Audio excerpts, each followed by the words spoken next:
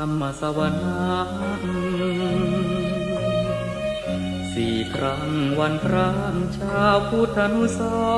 รณ์เข้าวัดฟังธรรมจำศีลสังวรทำบุญสุนทรศีลธรรมนำพาขึ้นแรม8 ค่ำวันธรรมสวนาเลิกละก่อกรรมทำบาปหยาบช้ากลางเดือนสิ้นเดือนเตือนกายวาจาจิตใจไปหาคุณงามความดีประพฤติยึดธรรมประจำชีวิตทุกวันเป็นนิจพ้นทุกข์สุขีวันพระสำรวจตรวจดู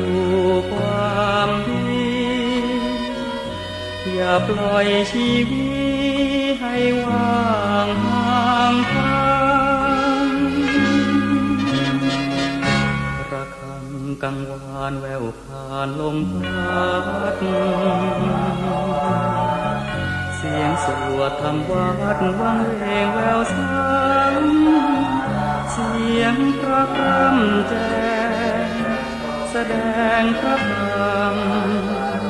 เอกลักษณ์เลิศล้ำประจำชาติไท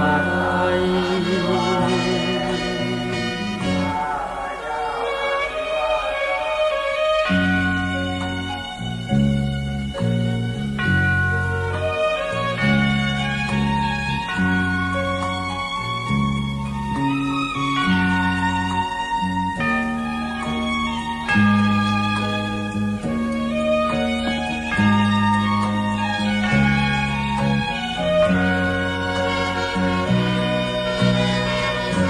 ประพฤติยึดธรรมประจำชีวิ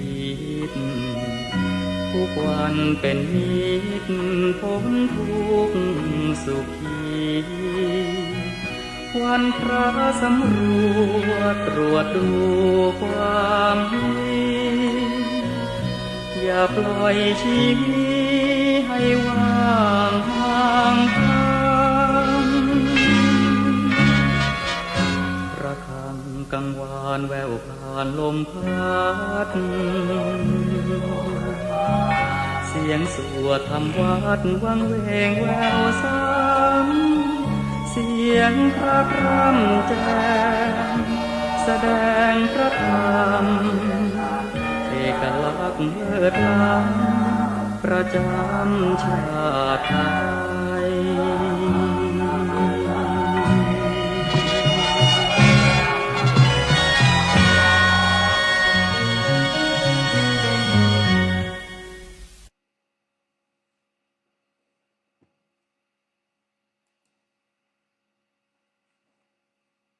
เจริญพรท่านสาธุชนทั้งหลายรายการธรรมทานจากวัดพุทธปัญญาเมืองพอมนารัฐแคลิฟอร์เนียประเทศสหรัฐอเมริกามาพบกับท่านผู้ฟังท่านผู้ชมอีกวาระหนึ่งรายการธรรมทานจากวัดพุทธปัญญาสดับรับฟังปัญหาที่พูดคุยสนทนากันอยู่ในสังคมและประมวลมาให้การศึกษาแก่ท่านสาธุชนทั้งหลายเรื่องที่คุยกันในวันนี้เป็นวันที่1 กันยายนพุทธศักราช2568เราคงจะสนทนาธรรมกันในเรื่องของบุญกริยาวัตถุ3 ประการวันนี้วันที่1 กันยายน2568สิ่งที่เราจะได้ สนทนากัน ก็คือเรื่องของบุญกริยาวัตถุคำว่าบุญท่านแปลเอาไว้ว่าเป็นเครื่องมือฆ่าบาปถ้าบุญมีบาปไม่มีตรงนี้ก็ต้องพิจารณาถึงสภาวะจิตที่เกิดดับทีละครั้งถ้าโน้มไปสู่บุญบ่อยครั้งบาปก็จะต้องดับไปทุกครั้งเพราะบุญก็คือเครื่องมือที่จะไปฆ่าบาปบุญเกิดทุกครั้งบาปดับไปทุกครั้งเมื่อมีปัญญารู้แจ้งเห็นจริงว่าเมื่อบุญเกิดบาปไม่มีจิตที่เป็นบุญว่างจากบาปเราอาจเรียกว่าจิตว่างคือจิตที่เป็นบุญจะว่างจากจิตที่เป็นบาปท่านจึงเรียกกันว่าบุญเป็นตัวฆ่าบาปบุญเกิดบาปไม่เกิดสติเกิดโมหะไม่เกิดโลภะไม่เกิดการเจริญสติจึงเป็นตัวที่ห้ามอกุศลธรรมทั้งปวงสติเตสังนิวารนังการที่มีสติจะห้ามปรามอกุศลธรรมได้เสียทั้งหมดเราคือพอสติปรากฏอภิชฌาหรือโทมนัสก็ไม่ปรากฏนั่นก็คือนัยยะหรือว่าหลักสำคัญในทางพระพุทธศาสนาพระพุทธศาสนาก็บังเกิดขึ้นภายในใจเมื่อพุทธศาสนาบังเกิดขึ้นในใจสิ่งเศร้าหมองทั้งหลายก็ไม่มีบุญจึงประกอบไปด้วยสิ่งหรือว่าการกระทำที่ถูกต้องเพื่อชำระจิตให้บริสุทธิ์ได้ถึง3 สิ่งนั่นคือทานซึ่งแปลว่าการให้ก็มีถึงการให้สิ่งของการให้สิ่งของให้ข้าวให้น้ำให้อุปกรณ์การสร้างบ้านให้บ้านให้ยาให้ที่อยู่อาศัยให้ยารักษาโรคนี่ก็เป็นการให้โดยทั่วไปหรือว่าการบำเพ็ญทานแก่พระภิกษุสงฆ์ในพระพุทธศาสนาเช่นการถวายอาหารถวายจีวรถวายที่อยู่และก็ถวายเภสัชยาก็เป็นการให้หรือบางทียังถวายดอกไม้ถวายยานเหล่านี้ก็เท่าที่มีอยู่นอกจากนี้การให้ยังแบ่งโครงร่างใหญ่ๆเป็นการให้เพื่อการบูชาคุณเช่นการที่เราได้ทำบุญตักบาตรด้วยจิตที่คิดว่าพระสงฆ์เป็นผู้ปฏิบัติดีปฏิบัติชอบไม่เป็นพิษเป็นภัยต่อสังคมเห็นสัญลักษณ์แบบนี้ก็เลยถวายอันนี้ก็เรียกว่าให้เพื่อมีคุณมีความดีโดยเห็นใครก็ตามที่เขาทำดีเป็นกลุ่มเป็นหมู่เป็นพวกเช่นมีคณะที่จะไปช่วยใครที่ไหนอย่างไรเวลาน้ำท่วมไฟไหม้คนต้องการเดือดร้อนจะมีผู้ใจบุญกลุ่มหนึ่งช่วยกันรวบรวมเงินปัจจัยที่จะพาไปช่วยตรงนี้ก็เรียกว่าเป็นเรื่องของการให้อยู่ในกลุ่มของการให้สิ่งของเพื่อการยังชีพเพื่อการอยู่รอดเพื่อการพ้นจากทุกข์เป็นการชั่วคราวต่อไปก็เป็นการให้อภัยการให้อภัยกล่าวคือถ้าเคยขัดข้องหมองใจอะไรกันจะให้อภัยหรือไม่อันนี้ถ้าเราศึกษาติดตามข่าวคราวพรรคเพื่อไทยกับพรรคประชาชน เคยมีความบาดหมางต่อกันในฐานะที่เคยร่วมลงสัตยาบันร่วมกันแล้วก็ทีหลังก็ต่างคนต่างแยกทางไปมีอำนาจแล้วก็วันนี้ต้องการที่จะกลับมาร่วมทางกันใหม่ตรงนี้ก็เป็นสิ่งที่เราจะต้องดูว่ามันจะมีการให้กันหรือไม่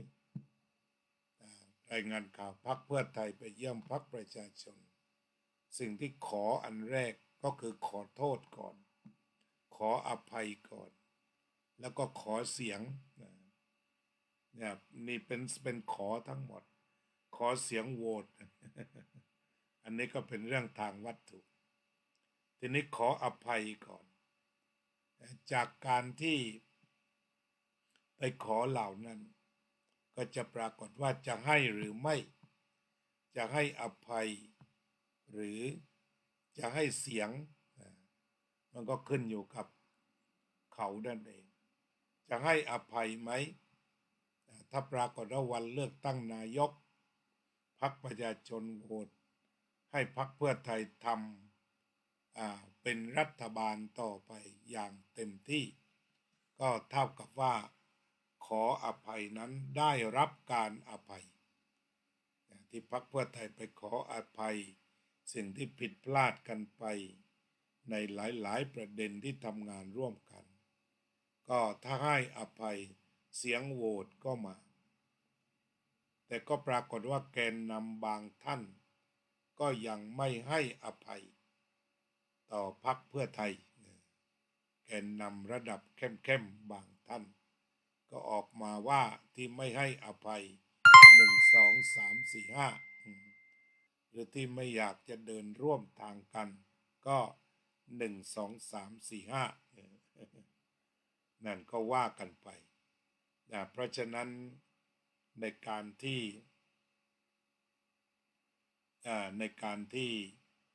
จะเดินทางร่วมกันก็ต้องมีการอภัยให้แก่กันและกันถ้าไม่มีการอภัยให้แก่กันและกันการเดินร่วมทางก็เดินลำบากฉะนั้นคำว่าอภัยทานในที่นี้ก็คือถ้าให้อภัยแล้วก็เดินทางร่วมกันต่อไปอภัยเนี่ยมันก็จะเป็นการลบล้างความรู้สึกผิดต่อกันจะเลิกแล้วต่อกันจะกระทำกับใครก็ได้อันนี้ก็ยกตัวอย่างความสัมพันธ์ระหว่างพรรคเพื่อไทยกับพรรคประชาชนก็เป็นสภาวธรรมเดียวกันจะให้อภัยหรือจะไม่ให้อภัยถ้าให้อภัยก็ได้บุญคือโล่งใจอะไรที่ผ่านมาก็ปลดล็อกทางใจแล้วก็ไม่โกรธไม่เคืองกันต่อไปแต่อภัยทำให้ใจโล่งโปร่งและเบาแต่ถ้าไม่อภัยก็คือเก็บโทษเหล่านั้นเอาไว้ไม่ยอมปล่อย ไม่ยอมปล่อยอันนี้ก็คุยกันว่าอภัยทานทีนี้ต่อไปธรรมทานก็คือการให้ความรู้ความเข้าใจที่เกี่ยวกับชีวิตหรือว่าจิตใจเช่นในวันนี้เราก็จะมาคุยกันถึงเรื่องของการทำบุญคือเรื่องของการให้ทานที่ถูกต้องทีนี้ถ้าทำบุญได้ถูกต้องก่อนทำเป็นสุขกำลังทำเป็นสุขทำแล้วเป็นสุขการทำบุญนี้ก็เป็นการกระทำที่ถูกต้องผู้ทำแล้วมีความสุขนั่นเรียกว่าถูกต้องงั้นสภาวะปัญหาปัจจุบันนี้ที่เราเกิดสภาวะการบริจาคจนเฟ้อบริจาคผิดจุดประสงค์แล้วก็ผู้ใช้นำไปใช้อย่างอิหลุยฉุยแฉกอย่างผิดจุดประสงค์ดังที่ปรากฏข่าวเราก็ต้องถอยหลังกลับมาใหม่ว่าควรจะบริจาคอะไรด้วยจุดประสงค์อะไรที่มีความแตะต้องได้ไหมจุดประสงค์นั้นจะแตะต้องได้หรือไม่ทานที่ให้ไปแล้ว ทีนี้การทำทานง่ายๆเช่นยกตัวอย่างว่าเราซื้อขนมสักห่อหนึ่งไปตักบาตรอันนี้ไม่ผิดหวังแน่นอนคือไม่มากเกินไปซื้อเงาะสัก4-5 ผลใส่บาตรหรือว่าซื้อส้มสัก2 ผลตักบาตรมันจะมีความสุขแท้คือไม่ห่วงไม่กังวลแต่ถ้าโอนเงินให้ใครไปสักล้านให้พระรูปไหนไปสักล้านเจ้าอาวาสที่ไหนไปสักล้านความทุกข์มันก็ตามมาบาปทันทีไม่รู้ว่าท่านจะพาไปไหนพาไปทำตรงจุดประสงค์หรือไม่อันนี้งั้นวิธีการทำบุญที่ปลอดภัยก็คือทำตามมีตามเกิดแล้วก็มีจุดประสงค์ที่ชัดเจนทำแล้วจบได้ยกตัวอย่างที่เราให้ทานกันอยู่ทุกวันนี้ในกลุ่มของชาววัดพุทธปัญญาคือว่าจุดที่เราให้ไปแล้วจะไม่มีวันเปลี่ยนแปลงหรือพลิกผันเช่นชาววัดพุทธปัญญาจะพากันเก็บขวดเก็บกระป๋องเก่านำไปขายที่ร้านขายของเก่าหรือว่าร้านที่กลับมาใช้อีกได้เงินแต่ละปีก็พาไปช่วยเช่นที่โรงเรียนแม่วากอำเภอแม่แจ่มช่วยปีละ60,000 บาทก็เจาะจงลงไปว่าส่งเสริมอาหารกลางวันในช่วงหลังคุณครูก็ถามว่าเป็นอาหารเช้าบ้างได้ไหมเพราะเด็กเข้ามานอนโรงเรียนได้ก็เราให้อยู่ในหมวดอาหารก็แล้วกันอย่าพาไปทำเรื่องอื่นอย่าพาไปลงทุนอะไรที่ทุนหายไปเลยไม่ต้องพาไปลงทุนให้มันงอกเงย60,000จบก็แค่นั้นแต่ละปีก็สบายใจจบแน่เพราะว่าความจริงแล้วก็คือทราบว่างบมันก็ไม่พอจะต้องมีอบต.จะต้องมีหลายหน่วยที่ทำให้เด็กได้แต่เราเป็นส่วนหนึ่งคือไม่มีวันที่จะสูญเสียไปทางอื่นแล้วก็เมื่อนำไปใช้จ่ายก็เป็นการกระจายรายได้แก่ชาวบ้านที่นั่นเช่นไปซื้อผักมาแกงมาต้มให้เด็กเงินก็กระจายไปถึงมือเกษตรกรบริเวณนั้นนำไปถวายแก่โรงเรียนพุทธเกษตรแม่ห้องสอนจำนวน70,000 บาทก็เช่นกันเพราะแต่ละปีนั้นเขาจ่ายหลายแสนบาท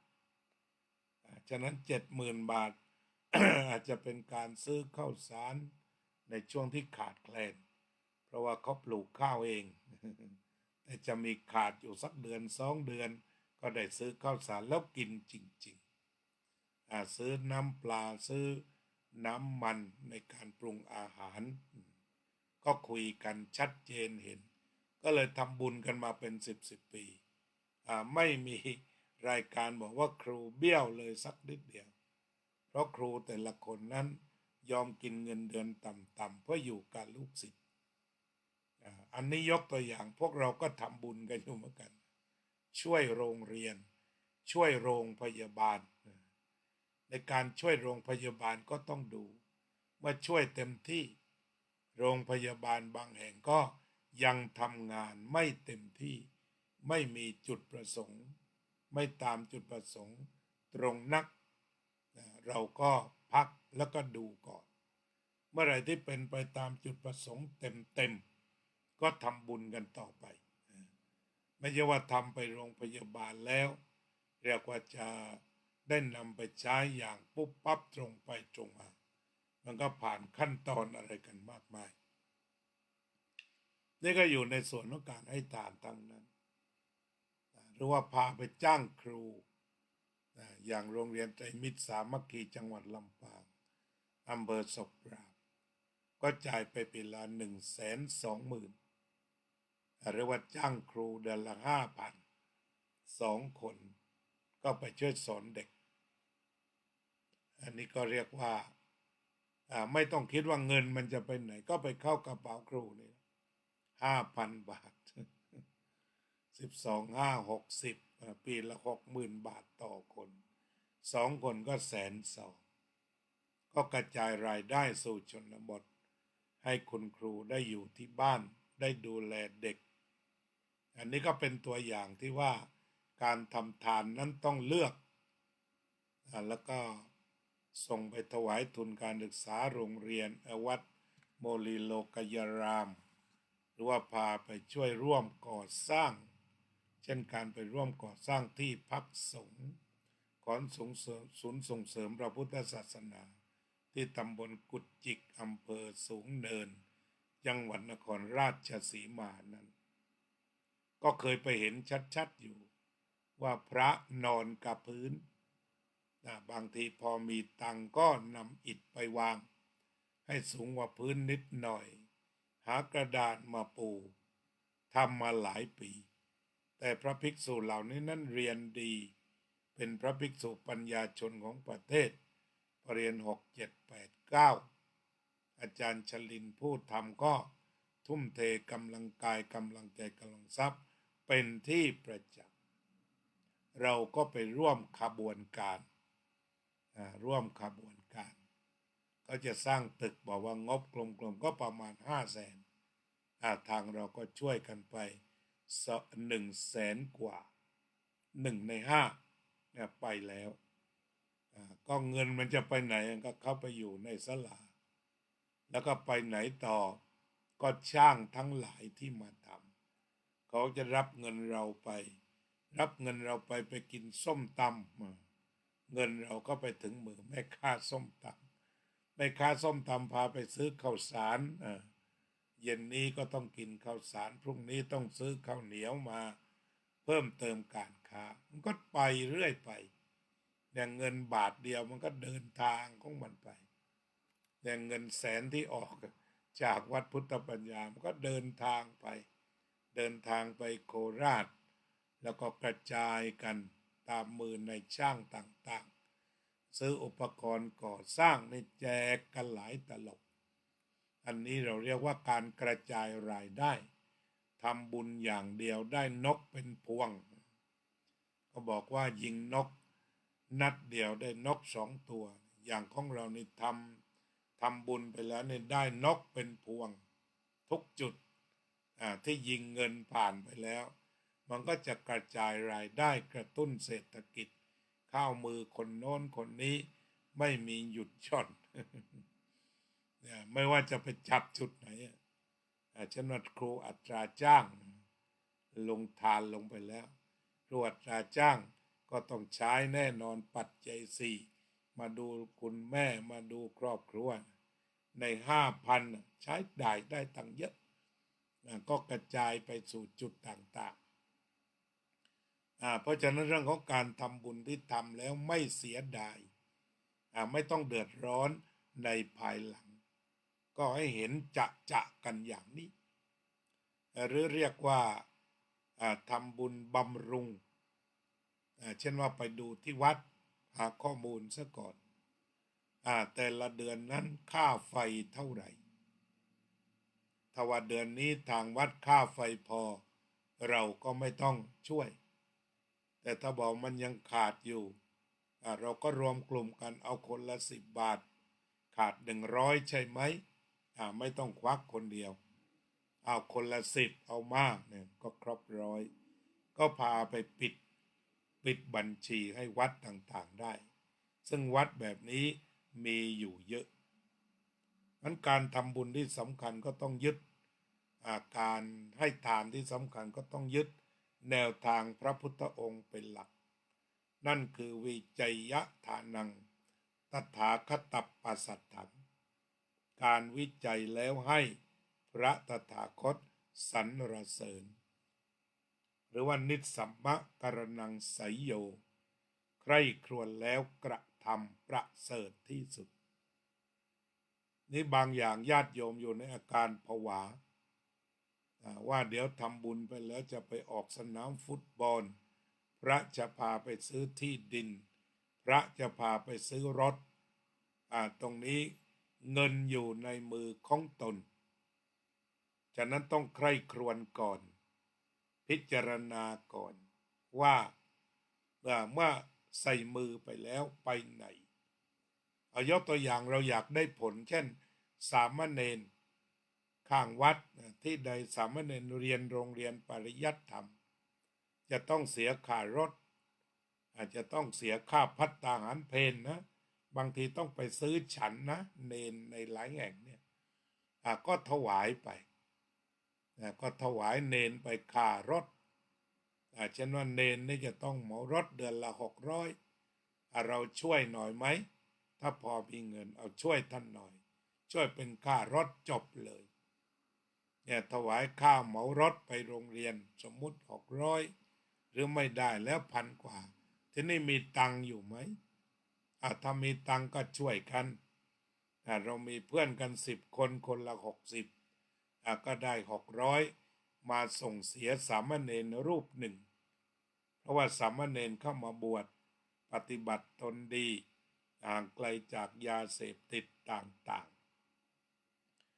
ๆเราก็เลยเป็นการดูแลทรัพยากรของชาติแล้วก็มีทรัพยากรศาสนาด้วยจากนั้นถ้าสามเณรจ่ายค่ารถไอ้คนขับรถก็พาไปกินขนมพาไปกินน้ำชากาแฟพาไปกินข้าวเหนียวข้าวเจ้าข้าวผัดก็สุดแล้วแต่อัธยาศัยเงินก็กระจายเพราะนั้นทำบุญแต่ละจุดถ้าทำเป็นการบริจาคเป็นก็ช่วยศาสนาช่วยชาติอย่างแท้จริงฉะนั้นก็ขอให้รอบคอบให้ตระหนักให้นิสสัมมะกรณังไสยโยช่วยกันนิสสัมมะกรณังไสยโยใคร่ครวญแล้วกระทำประเสริฐที่สุดสิ่งที่เราจะต้องมองและก็รับข้อมูลที่เป็นจริงองค์กรสาธารณะในอย่างของอาจารย์อลงกฎเราก็ทราบแล้วว่าเราลืมดูไปเราไปมองเฉพาะจุดที่คนมีความทุกข์เพียงอย่างเดียวมันก็จิตของท่านประเสริฐ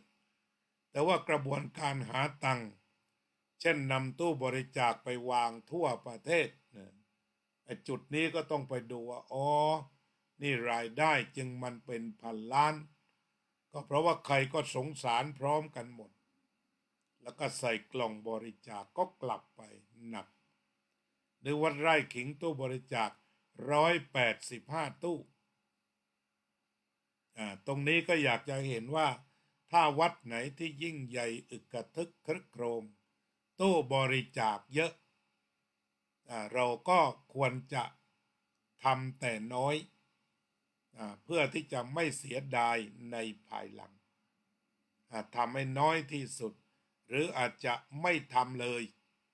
เพราะว่าเขาพออยู่ได้แล้วไปหาวัดที่ไม่มีตู้บริจาคเลยเพราะว่าตั้งก็ไม่มีใครหยอดอย่างเงี้ยก็ไปดูค่าน้ำค่าไฟละปัจจุบันน่าทำบุญที่สุดเข้าไปก็ต้องมีปัญญาก่อนเป็นยังไงค่าไฟเดือนนี้เขาเก็บเท่าไหร่เรารู้แล้วบอกขอสมทบด้วยนี่ทำบุญแบบนี้ไม่มีวันที่จะมาเป็นทุกข์ย้อนหลังหรือเสียดายรู้อย่างนี้ไม่ทำดีกว่าเพราะว่ามันไปรั่วไหลดังที่ผวากันอยู่ดังที่กล่าวมาแล้วเนี่ยตอนนี้ไอ้กระบวนการไปตรวจสอบบัญชีวัดเนี่ยมีวัดหลายวัดเหมือนกันที่แสดงตนว่าสันโดษที่สุดคือดูท่าทางเหมือนกับไม่จับเงินไม่รับเงินอะไรต่างๆแต่ลึกๆก็เรียกว่ามีกันเป็นหลายล้านฉะนั้นกระบวนการตรวจบัญชีเงินวัดเขาคงจะเดินไปได้ไม่ไกลเพราะว่ามีการล็อบบี้หรืออะไรกันมากมายที่จะเข้าถึงตัวอันเนี้ยขนาดสำนักที่ว่าเด็ดขาดตอนนี้ก็เริ่มขยับตัวกันบ้างแล้วที่ดูทำท่าน่าสงสารแล้วก็เงินไหลเข้าไปเยอะกว่าสภาวะสงสารที่มีอยู่นั้นถึงเวลาที่ชาวพุทธจะมาทบทวนในการที่จะเลือกบริจาคใช้คำนั้นการเลือกบริจาคที่มันเกิดประสิทธิภาพแม้แต่เราไปเจอหมาวัดไม่สบายก็ทำได้ ที่วัดพุทธปัญญาเรามีแมวอยู่7-8 ตัวตอนนี้ก็รู้สึกว่าจะลดจำนวนลงไปบ้างเนี่ยแต่ว่าเวลาใครมาเนี่ยเขาไม่ได้ถวายอาหารพระอย่างเดียวแต่ซื้ออาหารแมวมาด้วยซื้อขนมแมวมาด้วยมาช่วยกันดูแลแล้วเขาก็ยืนเลี้ยงแมวเองเลี้ยงแมวเองไม่ได้เอาตังค์ฝากพระไปเลี้ยงแมวแล้วก็พระก็ไม่ได้รณรงค์หางบประมาณมาเลี้ยงแมวใครจะเลี้ยงแมวก็ซื้อมาป้อนเอง นี่เรียกว่าทานที่วัดพุทธปัญญาเลยใครอยากจะเอาขนมมาให้แมวก็ป้อนกันเองฉะนั้นก็มีหลายท่านที่ใจบุญอย่างมหาศาลโยมเทียร่าโยมนิตยาโยมสุพรรณิกาเนี่ยชื่อได้เลยผู้ใจบุญที่ดูแลแมวอย่างดีอย่างทั่วถึงรถจอดปั๊บแมวมุงทันทีเนี่ยเขาก็ส่งสัญญาณกันได้อันนี้เรียกว่าไม่มีวันทุกข์ไม่มีวันเสียดายเพราะว่าใส่ให้แมวกินจบก็กลับบ้านจบเป็นจบหรือว่าเวลาท่านที่อยู่กรุงเทพมหานครอย่างนี้เราก็ไปวัดใหญ่ๆเช่นวัดโมลีโลกยารามบางกอกใหญ่ทำบุญง่ายๆมีพระตั้ง500-600ซื้อเงาะไปเข่งเดียวซื้อเงาะไปเข่งเดียวแล้วก็ยืนใส่บาตรพระก็หงายฝาบาตรแล้วก็ใส่สัก5 ผลพระตั้ง500ลองดูนี่ถ้าจะทำบุญบริจาคน้อยๆแต่ว่ามันชัดเจนแล้วพระก็ฉันตรงนั้นเรียบร้อยเลยได้บุญแต่วิธีทำบุญเราควรจะถอยหลังกลับแบบพุทธกาลเรียกว่าอังคาดด้วยมือ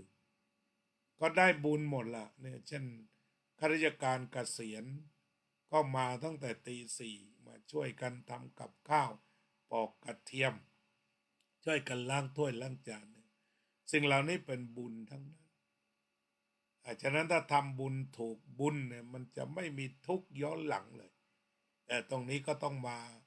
พูดคุยกันนะมันไม่มีวันจะทุกข์ย้อนหลังไปเลยโยมประพันธ์บอกว่าวัดนิกรวรารามมีพระไปเรียนบาลีจังหวัดภูเก็ตผมถวายทุน12,000 บาทต่อปีสาธุสาธุสาธุยอดนี่ยอดอุบาสกนั่นก็อยู่วัดนิกรก็วัดโยม นี่ยกตัวอย่างคุณประพันธ์วงศ์พาณิชย์ทำบุญเนี่ยท่านก็เป็นวิยาวัจกรของวัดนิกรวราราม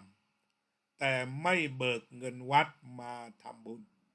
ควักเองปีละ12,000 บาทเท่ากับว่า 1,000 บาทต่อเดือนก็เดินทางจากพังงาไปเรียนภูเก็ตหรือจะไปพักแต่ว่าพอสถานประมาณเนี่ยพระภิกษุที่ไปเรียนหนังสืออย่างน้อยก็พอที่จะได้ดื่มน้ำชากาแฟดื่มน้ำปานะอะไรตามความเหมาะสมในสาธุอันนี้ก็เป็นต้นแบบก็เลือกองค์เดียวก็ได้ในข้างวัดเรานี่แหละวัดเราข้างบ้านตรงไปมันก็ไม่ได้พลาดอะไรเพราะพระที่ไปเรียนก็รู้จักกันสนับสนุนกันอันนี้เป็นตัวอย่างอีกแบบหนึ่งขอบคุณมากเพราะฉะนั้นอยู่ใกล้วัดไหนอย่างเหมือนวัดนิกรของโยมก็ตักบาตรทุกวันตื่นตี 4เดินเข้ามาวัดกวาดศาลาตี 5ก็ทำวัด6 หรือ 7 โมงก็ตักบาตรพระก็ทำอยู่อย่างเนี้ยชั่วนาตาปีก็ไม่ได้ข่าวว่าเป็นทุกข์หรือเสียท่าพระไหน นี่อย่างโยมประพันธ์เนี่ยไม่เคยเสียท่าพระไหนเลยใช่ไหมเพราะว่าท่านทำบุญแบบน้ำซึมบ่อทรายทำบุญกับวัดข้างบ้านอันนี้ยกตัวอย่างขอบคุณอนุโมทนา รือว่าตักบาตรทุกวันนี่แหละมันประเสริฐแล้วนะในการทำบุญมันได้ทั้งหมดเช้าก็ได้กำลังกายมาช่วยปัดกวาดเสนาสนะแล้วก็ทำวัดฉะนั้นก็มีอายุยืนอายุก็ดีวันนะก็ดีสุขะก็ดีพละก็ดี ก่อนนอนก็มาฟังธรรมไม่ขาด ไม่ขาดอันนี้คืออุบาสกเป็นง่ายๆทำกิจกรรมง่ายๆไม่เครียดแล้วก็ทั้งชีวิตไม่ต้องมาเช็ดน้ำตาเพราะแหมทุ่มกับพระองค์นั้นมากทุ่มกับพระองค์นี้มากแล้วก็มาเสียออกเสียใจย้อนหลังซึ่งก็อาจจะมีบ้างเป็นธรรมดาเพราะเป็นพระปุถุชนยังไม่ได้หลุดพ้นเปลี่ยนแปลงได้แต่สิ่งที่จะต้องเข้าถึงก็คือพระธรรมพระพุทธพระธรรมพระสงฆ์สะอาดสว่างสงบตัวนี้ไม่เปลี่ยนต่อไปการสมาทานศีลก็เป็นบุญวันพระก็สมาทานศีล5สมาทานอุโบสถศีลร่วมกันอันนี้ก็เรียกว่าไม่ต้องจ่ายเงินส่วนที่เป็นการทำบุญแท้ๆสะดวกก็สมาทานศีล5สบายสุขภาพต้องดีสมาทานอุโบสถศีลงดอาหารสักหน่อยวันเดียวลองดูมันก็จะทำให้ชีวิตมีความสดชื่นทั้งในส่วนกายและก็ในส่วนจิตเพราะฉะนั้นก็การสมาทานศีลก็ทำให้ใจเย็นศีลมันก็แปลว่าเย็นคนมีศีลก็วัดได้ด้วยใจเย็นใจมันจะเย็นลึกแค่ไหนก็แสดงว่าศีลก็ซึมกินเข้าไปลึกแค่นั้นนะเจริญพรแล้วก็ภาวนาก็ตรวจสอบใจเราว่าบุญเป็นตัวฆ่าบาปดูแต่ละขณะนี่บุญอยู่ในนี้เรียกว่าภาวนาตอนนี้มีบุญหรือมีบาปถ้าเกิดความเห็นแก่ตัวขึ้นบาปมาถ้ารู้สึกปลื้มปีติยินดีปรีดาปราโมทย์กับความดีที่กำลังกระทำบุญหรือว่าบุญใหญ่ก็อยู่ที่สติปัฏฐาน4อันเจริญอยู่เป็นนิด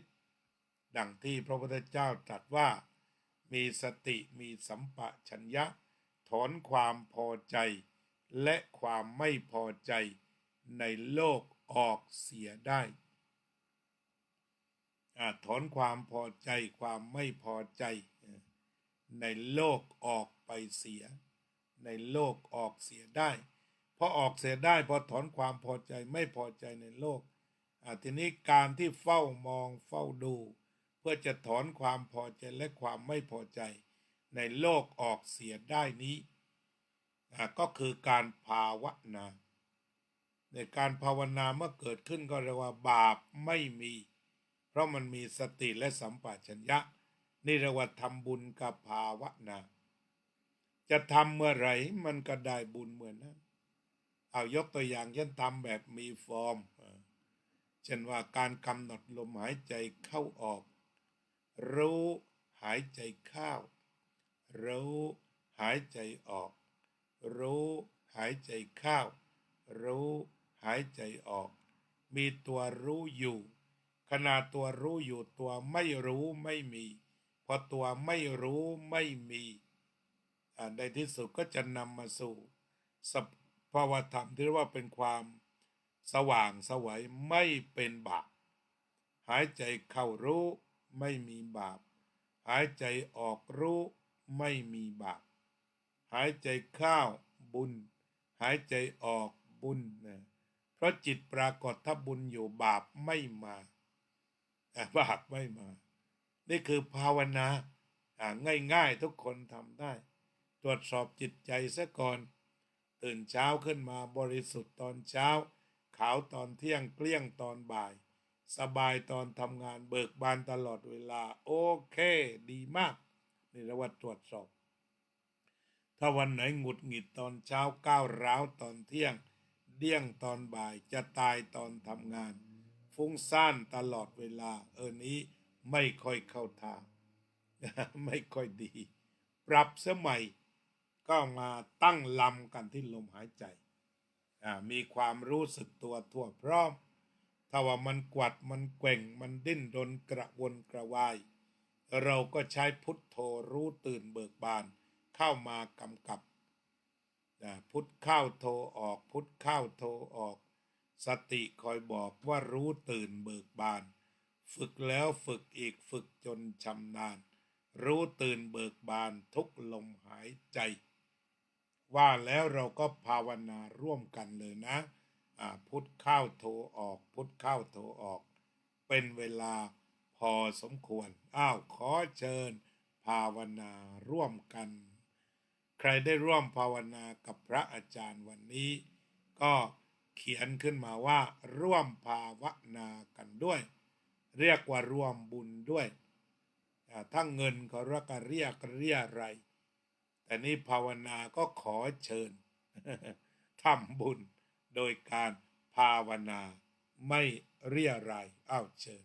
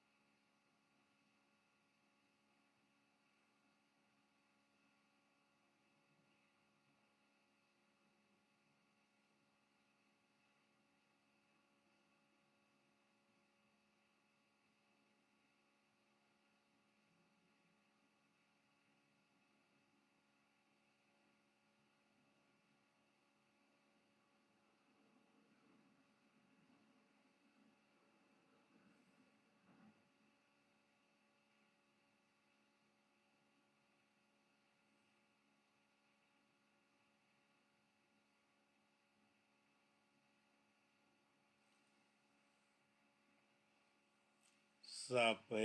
สัตตาสัตว์ทั้งหลายที่เป็นเพื่อนทุกข์เกิดแก่เจ็บตายด้วยกันทั้งหมดทั้งสิ้นอเวราโหนตุจงเป็นสุขเถิดอย่าได้มีเวรแก่กันและกันเลยอัพยาปัชชาโหนตุจงเป็นสุขเถิดอย่าได้พยาบาทเบียดเบียนซึ่งกันและกันเลย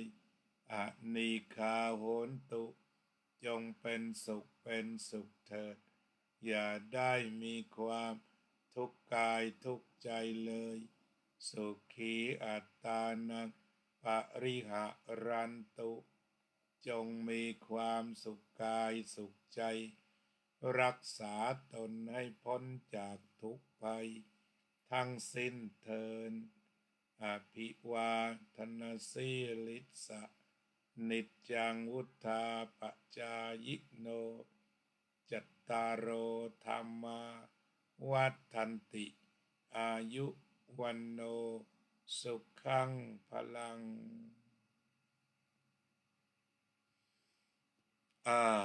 วันนี้ก็ได้คุยกันเรื่องบุญกุศลนะพอสมควรแก่เวลามีหลายท่านร่วมภาวนา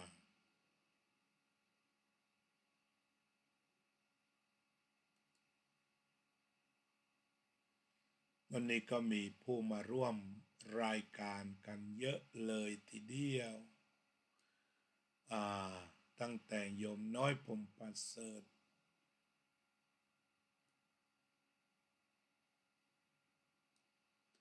โยมน้อยพรหมประเสริฐ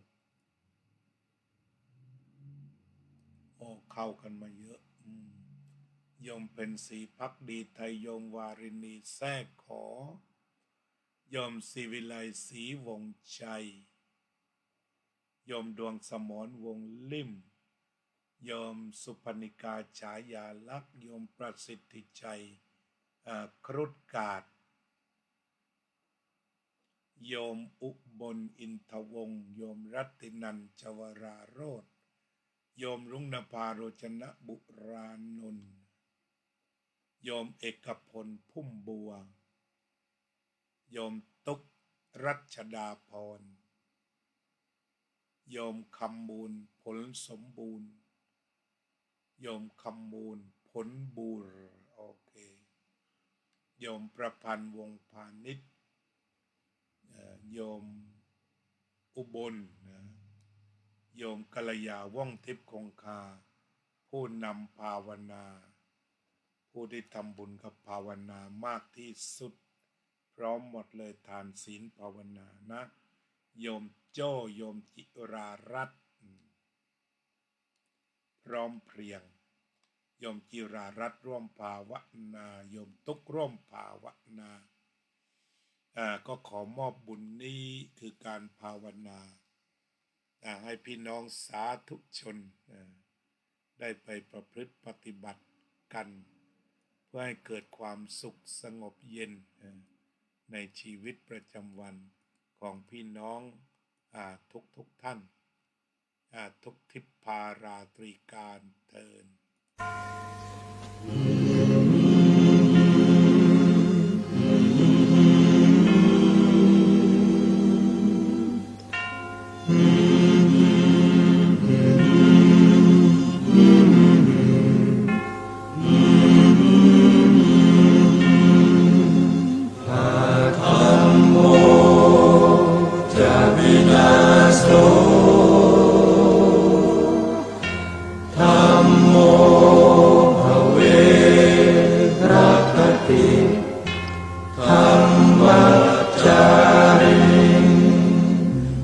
พุทธอ